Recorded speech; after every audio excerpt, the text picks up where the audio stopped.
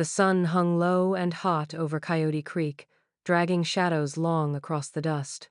Flies bit at Levi Calder's neck as he tugged his Stetson down against the glare and leaned into the wind.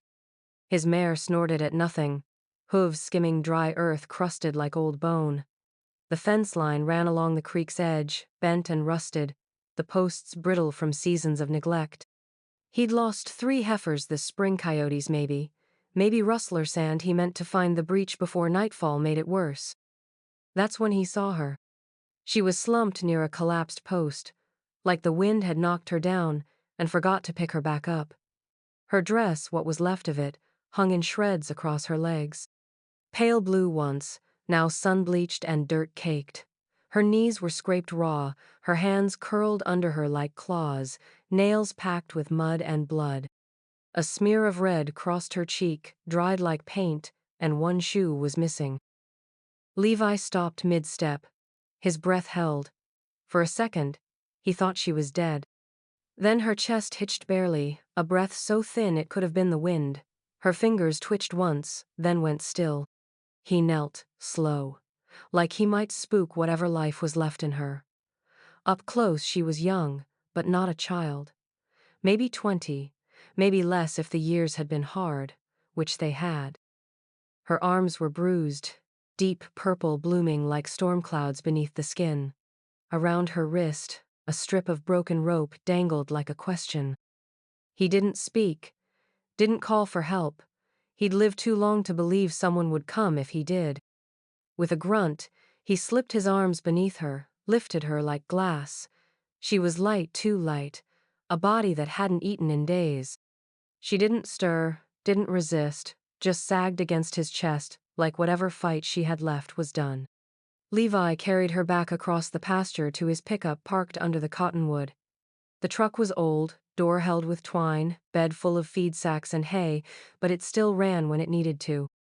He laid her in the back on a pile of old wool blankets, wedging a saddle under her head to keep her from rolling.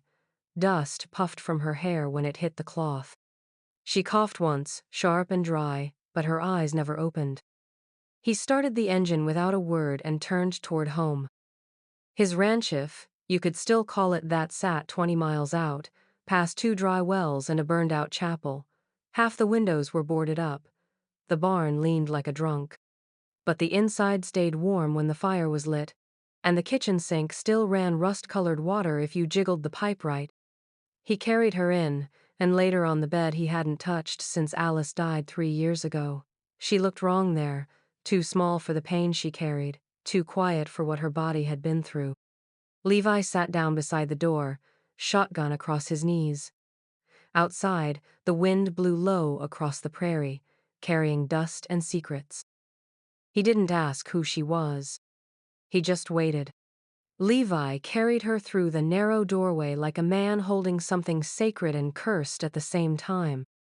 The floorboards creaked under his boots, echoing louder than they should have in a house that hadn't heard laughter in years. Dust hung in the air, thick and unmoved, like even time had gotten tired and sat down to rest. The bedroom hadn't changed since Alice died. The quilt still lay folded at the foot of the bed, pale with lavender threading that had once matched the curtains. A brush sat on the vanity, stiff with old hair, and a jar of oil untouched beside it. Levi hadn't stepped foot in here since the funeral. Not once. Not until now. He lowered the girl onto the mattress like she might break if he let her touch it wrong.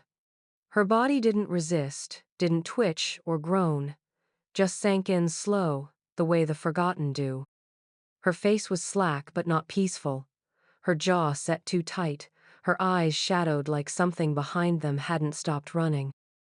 He covered her with a wool blanket from the linen chest, the one Alice used to keep just for guests. She hadn't been a woman who trusted easily, but she believed in showing dignity to strangers. He figured she'd want the girl to have that. Then he backed out of the room and pulled a chair beside the door. His shotgun rested across his lap, his back against the peeling wall. Outside, the wind had picked up. It rattled the tin siding and moaned against the eaves, like it had a list of sins to recite and nowhere else to scream them. Levi didn't sleep. He hadn't much in the past year, not since the bank sent the third notice and the neighbors stopped waving. He kept his eyes on the door frame, the crack of light under it, the stillness of a house holding its breath. Every so often he'd hear the bed creak, but it was never her moving, just the frame shifting with the wind. When the sun came, it didn't pour in like it used to.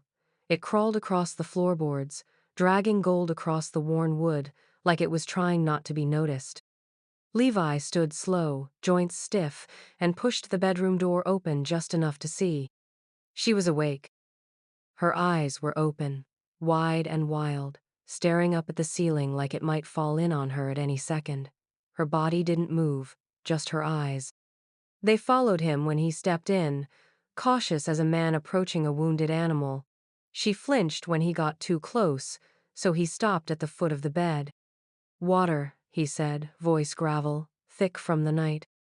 She didn't answer, but she watched as he set the tin cup on the nightstand. Steam curled from its lip, not from heat, but from the cold of the room meeting breath. He turned to go, not expecting anything.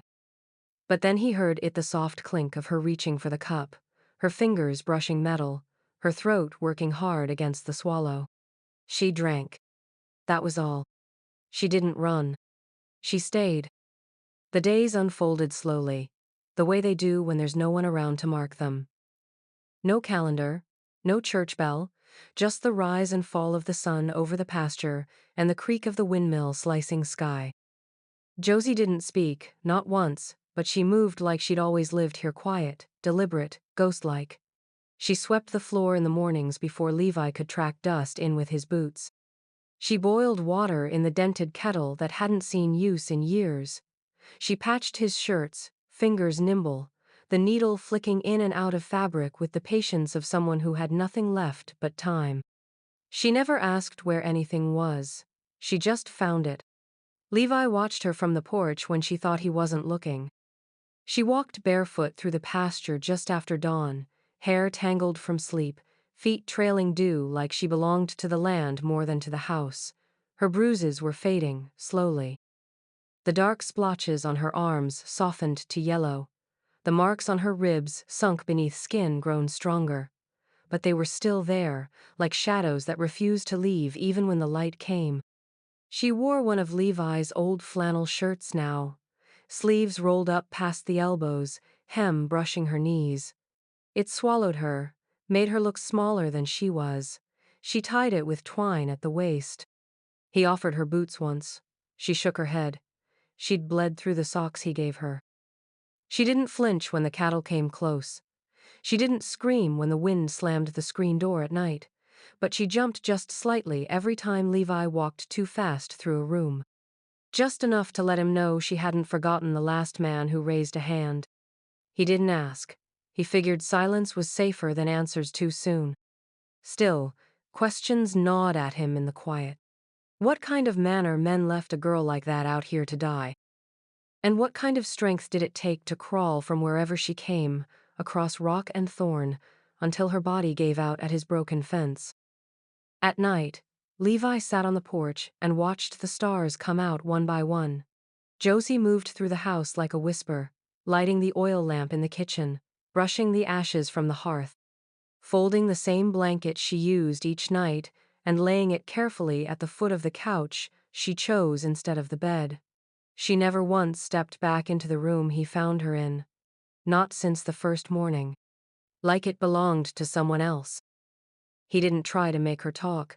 Words would come if they wanted to, or not. But some nights, when the wind dipped low and the coyotes cried over the ridge, Levi thought he heard her humming. Just faint something almost remembered. A song, maybe, or a memory trying to make its way home. The fire burned low that night, just enough to hold back the cold pressing in through the walls. Levi sat in his usual chair near the hearth, a tin cup of bitter coffee in one hand, his rifle within reach, though there hadn't been trouble in days. The air outside had turned sharp, the way it does before rain or reckoning. Josie was curled near the flames, her knees pulled to her chest, the too large flannel wrapped tight around her body like armor made of memory. He didn't expect anything. Not from her. Not anymore. But then, without lifting her head or looking his way, she spoke. Brother. The word landed soft, but it hit like thunder. Levi didn't move, didn't even blink. Just set his cup down slow and leaned forward, elbows on his knees. He waited, the way a man does when he doesn't want to break a thing already hanging by a thread. But that was all she said. Just that one word, like it was a wound torn open and left to bleed. Levi nodded once, barely, like maybe she could feel it. He didn't ask more. He'd known too many people who got ruined when they were forced to speak before they were ready. Some things need to boil slow before they're safe to touch. Later, long after the fire dropped to red embers and the wind sighed through the gaps in the wood, he saw her shift. Her head dipped, her breathing eased. She'd fallen asleep, finally, the way someone does when they've said just enough to let the body rest. He pulled the quilt up over her shoulders and left her there, warm and quiet in the hush of the firelight. By morning she was gone from the rug. The house was still. The sun hadn't yet cleared the horizon, and the frost on the windows clung like dust from a long-forgotten storm. Levi stepped out onto the porch and scanned the land. The pasture was empty, the sky pale. Then he saw the barn door stones swung open, slow on rusted hinges. He followed the path without rush, boots pressing into the brittle grass. Inside, the air was thick with hay and the scent of old leather. Birds stirred in the rafters, and the horses shifted in their stalls, ears twitching at his approach. He climbed the ladder to the saddle loft, steps creaking under his weight. She was there, cross-legged in the corner, lit by a shaft of light breaking through a missing plank in the roof. Dust hung around her like smoke. In her hands, an old photograph worn, creased, faded at the edges. She didn't look up. He didn't speak. She turned the photo slowly, again and again, thumb brushing over the faces. 2 men. 1 girl. The girl was younger then, maybe 12. Her smile was small, uncertain. 1 man had a hand on her shoulder, the other wore a sheriff's badge pinned to his chest. Levi saw the way her fingers paused on that badge. He said nothing, just watched as she stared down at it like it still had power over her. Like it still whispered orders from a place no child should ever have known. The barn was quiet, except for the wind brushing the rafters and the faint rustle of horses below. Josie didn't speak again that day. But she didn't have to. The photo said enough. The name came out quiet, like it hurt to say. They were sitting at the kitchen table, dust sifting through the window slats, the kettle clicking faint on the stove. Josie hadn't touched her bread, just picked at the crust with shaking fingers. Her eyes looked older that morning, like the night hadn't given her much sleep, just more weight. Levi poured himself coffee, watching her without watching her. He'd learned how to let silence stretch without snapping it, how to wait until a person needed to be heard more than they needed to be safe.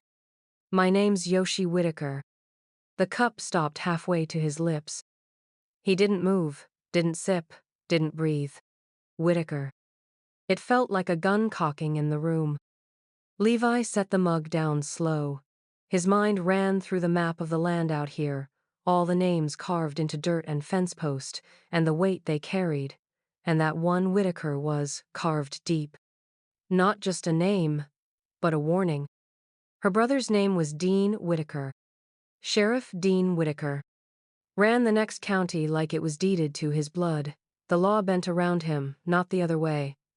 Men disappeared in that county, women too. Some said he cleaned up the drunks and thieves. Others whispered he just cleaned up what got in his way. No one asked twice. Levi had seen him once, years ago, at a cattle auction in Jasper's Hollow. Clean boots, hard eyes, handshake like a rusted trap. The kind of man that didn't need to speak to own a room. You just knew. Josie didn't look up when she said the rest. I left because of what he did to Lily. Levi blinked. The name meant nothing at first, then slid into place like a dull blade. Your sister? He asked, barely above a whisper. She nodded. She was just a kid. He started getting mean after Pa died. Started drinking more, locking her in the back room. Said she needed to learn respect. Said I was too soft on her. Levi clenched his jaw. The wood grain in the table blurred beneath his hands. I tried to stop him, she continued, voice tighter now. Told the deputy. Told the preacher.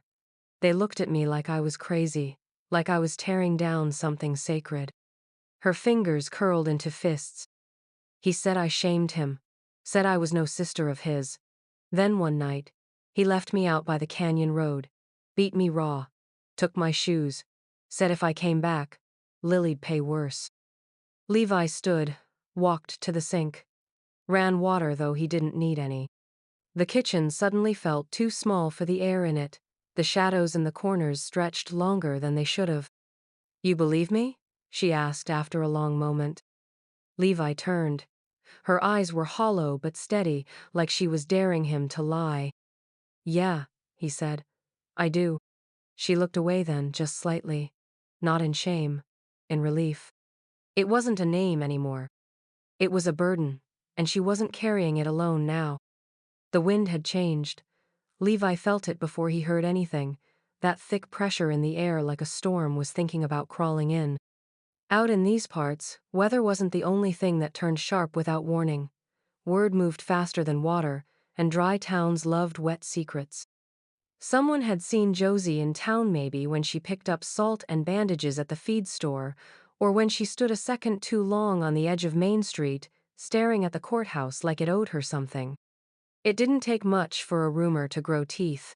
Levi kept checking the fence line every evening, longer than usual. The same barbed wire, the same brittle posts, but something felt off. Too still, too watched. Josie noticed too. She started carrying his old rifle when she walked the pasture at dusk. Never asked permission. Just did it. The doggie's shepherd mix, Ruger stuck close to her side now, trailing her like a shadow with a snarl tucked behind his teeth. 3 nights after the rumor caught flame, Levi woke to the smell of real smoke.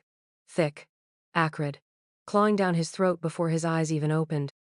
He was off the cot before the second breath, shotgun in hand, boots stomping across the floor as Josie flung the front door open ahead of him. The barn was lit up like a lantern, orange and wild against the black sky. Flames danced out the hayloft and spat sparks onto the dry grass below. Ruger! Levi shouted. But the dog was already gone, barking sharp and low from somewhere inside the smoke. Josie didn't hesitate. She ran, barefoot through dirt and cinder. Levi shouted after her, but she didn't stop. He followed, heart thudding hard, the heat stinging his eyes as they pushed through the side of the barn. Ruger had cornered the goats in the back pen, growling at them to stay down. Josie grabbed a shovel and started beating down flames along the stall wall while Levi hauled open the back door. They worked like they'd done this before. Like they weren't afraid to get burned if it meant saving something that breathed. By the time the last flame hissed out in the mud, Levi's arms were shaking. Sweat soaked his collar, and his hands were black with soot. Josie stood in the wreckage, her face streaked with ash, eyes hard and shining. She didn't look like a girl anymore. She looked like a storm come to reclaim its name. I'm done hiding, she said, breathless but steady. He thinks fear keeps me quiet. He's wrong.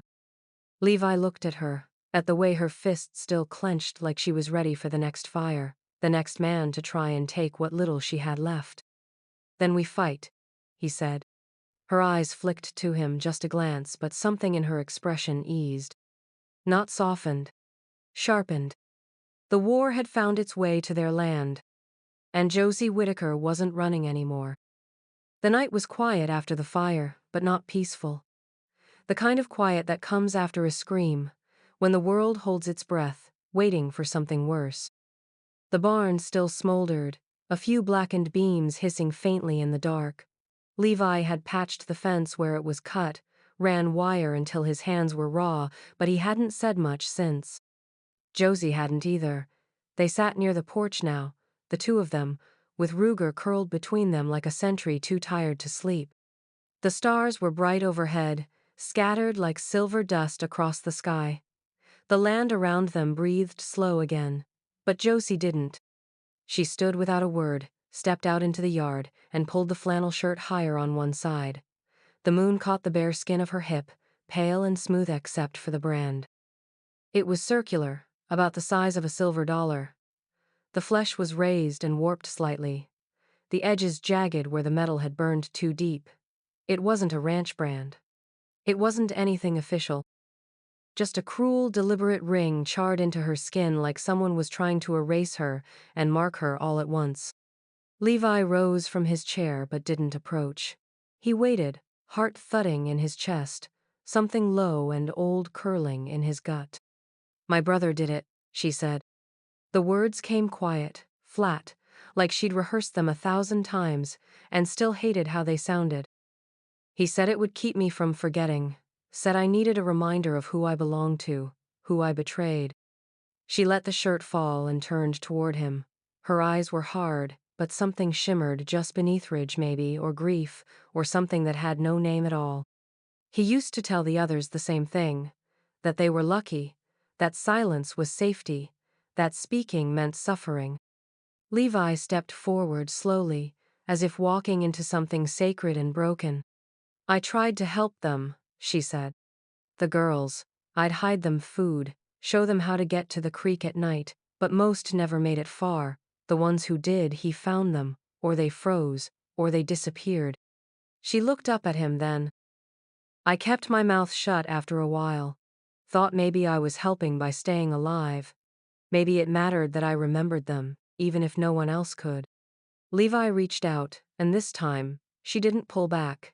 His hand came to rest lightly on her shoulder, then slid to her arm.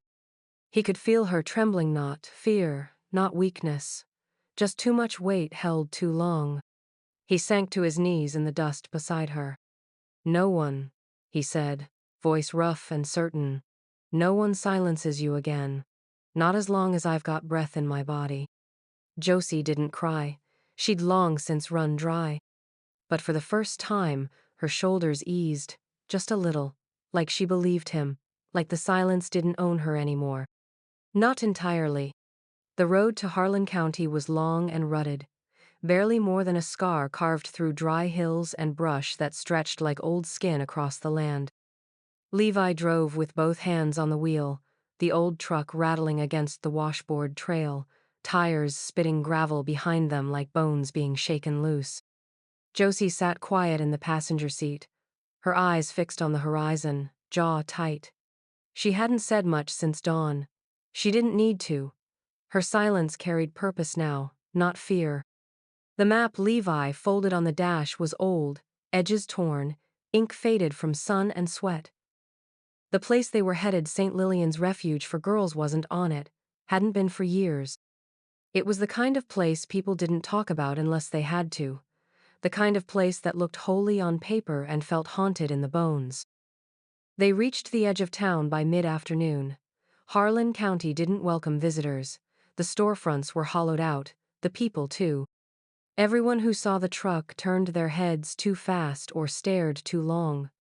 The courthouse windows were boarded.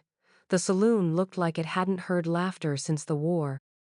But the church steeple still stood, clean and white, like a lie someone kept repainting. St. Lillian's sat behind it. Tall iron gates wrapped the property, rusted in places but still locked tight. Levi parked beside the old bell tower. Josie stepped out first, Ruger following close behind. She walked like someone who already knew what she was about to feel. The nun who answered the gate looked older than dust. Her eyes narrowed when she saw Josie, narrowed further when Levi showed his face behind her. "We're looking for Lily Whitaker," Josie said, voice steady. The nun hesitated, lips twitching, then stepped aside. Inside the home, the hallways smelled of bleach and damp stone. The floors creaked. A few girls watched them pass, wide-eyed from doorways, their silence louder than any scream. The sister led them to a narrow room with a high window and a single wooden cot. A girl sat on it, facing the corner, back turned to the world. Lily. Her hair had grown long and unkempt, hanging like a curtain over thin shoulders. She didn't move when they entered, not even when Josie whispered her name. "Lily, it's me." No response. Josie knelt beside the cot, reaching out but stopping just short of touching her. "You remember the yellow ribbon? You said it made you feel like the sun." Still nothing. Then, slowly, the girl turned her head. Her eyes were hollow, rimmed red, but they blinked once, twice. Then she lunged not with fear, but with desperation and clung to Josie like the earth itself was falling apart. Her fingers dug into Josie's shirt, her face buried against her shoulder. She didn't make a sound. Not a sob, not a breath. Just held on. Josie wrapped her arms around her sister, buried her face in her hair, and for the first time in years, allowed herself to shake. Levi stood in the doorway, his hand resting on the frame, heart caught somewhere between rage and reverence. They didn't need words. The girl had spoken enough with her silence. She was coming home. The wind came down off the hills just before dusk, dry and sharp, carrying the scent of mesquite smoke and something meaner. Levi stood on the porch sharpening his knife, eyes drifting to the horizon, as if some part of him already knew what was coming. Josie had spent the afternoon braiding Lily's hair beneath the cottonwood tree. The girl sat cross-legged in the dirt, drawing circles with a stick, her silence softer now but no less deep. When the first truck rolled into view, Levi stood. The second truck pulled in behind it. Dust curled up around their tires like a warning. Men stepped out, slow, 6 in total, boots thudding against dry earth. They spread across the yard like wolves circling. At the center of them stood Dean Whitaker. His hat was pressed clean to his brow, his sheriff's badge gleaming in the dying light, but there was nothing lawful in his eyes. Josie stepped out from the side of the house. Lily stood behind her, half hidden by the porch post, Ruger pressed close against her leg, growling low and steady. "Dean," Levi said. "Calder," Dean answered, like they were just neighbors meeting at a fence line. "We came for the girl," he added, tipping his chin toward Josie. "And the other one, too." Josie didn't flinch. Her hands were steady. She had the rifle Levi gave her slung across her shoulder, barrel down, but ready. "She's not yours to take," Levi said. Dean smirked. "Everything under my name is mine, Cowboy, including what runs through her veins." That's when Josie stepped forward. "You're not my blood," she said. "Not anymore." Dean's face tightened, just a flicker, but it was enough. He reached for his pistol. Josie moved first. But Levi was already there, stepping in front of her just as the shot rang out. It hit him high in the shoulder, knocked him back like a punch from a god. He staggered, dropped to one knee, breath sucked sharp through his teeth. Josie screamed his name, but her hands didn't shake. She lifted the rifle. Dean was staring at her now, half shocked, half grinning. "You're still soft," he said. She fired. The bullet hit the dirt inches from his boots. A warning. The badge on his chest slipped from his coat, clattered against a rock like a lie losing its weight. "I'm not the girl you left to die," she said. Dean raised his pistol again. She didn't wait this time. The shot cracked through the dusk, louder than thunder. Dean dropped where he stood, eyes wide, a clean hole between them. His pistol hit the ground last. The rest of his men froze. Josie leveled the rifle across them without blinking. "Leave," she said. They did. Lily ran to Levi, who sat bleeding in the dust but still upright, still watching her with eyes full of grit and pride. Josie stood in the silence after the gunfire, the rifle still hot in her hands, smoke curling toward the pink bruised sky. She looked down at her brother's body, then turned toward the porch, toward the girl clutching Levi's hand, toward the man who had taken a bullet for her. And for the first time, the land felt clean. Spring came like it had something to prove. It crawled out of the hard dirt and bloomed loud, wildflowers pushing through gravel, green creeping up fence posts like a secret finally ready to speak. The barn, once a blackened frame of ash and memory, stood proud again, new timbers, new roof, fresh red paint that caught the sun like hope. The hammering had taken weeks, the nails longer, but Josie drove both like the land owed her its spine back. Levi watched it all from the porch, his leg wrapped tight and stiff now from the bullet that carved through muscle and pride. He walked with a limp, slower than before, but he didn't mind it much. Pain reminded you that you were still part of the world, that you had something worth limping toward. Josie ran the ranch like she'd been born to it. She woke with the roosters, boots laced, braid pulled tight, commands short and efficient. The cattle followed her voice. The horses respected her hands. She could lift a feed sack onto her shoulder and toss a shovel like a man twice her size. But it wasn't just strength, it was steadiness. A kind of quiet ownership that didn't need to be spoken to be understood. Lily followed her everywhere. The girl didn't say much, but she didn't need to. She laughed now, sometimes, in soft, startled bursts, when the colts kicked too high, or Ruger rolled over mid-chase.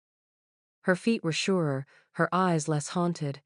She took to the animals like they'd been waiting for her, brushed them down without being asked. Sang wordless tunes under her breath when she thought no one was listening. No one spoke of the fire anymore, or the sheriff, or the bullet. The land had taken the blood and buried it like it always did. But there were reminders: the dented shell casing Josie wore on a string around her neck, the limp in Levi's step, the way Lily flinched at sudden noise and then recovered quicker each time.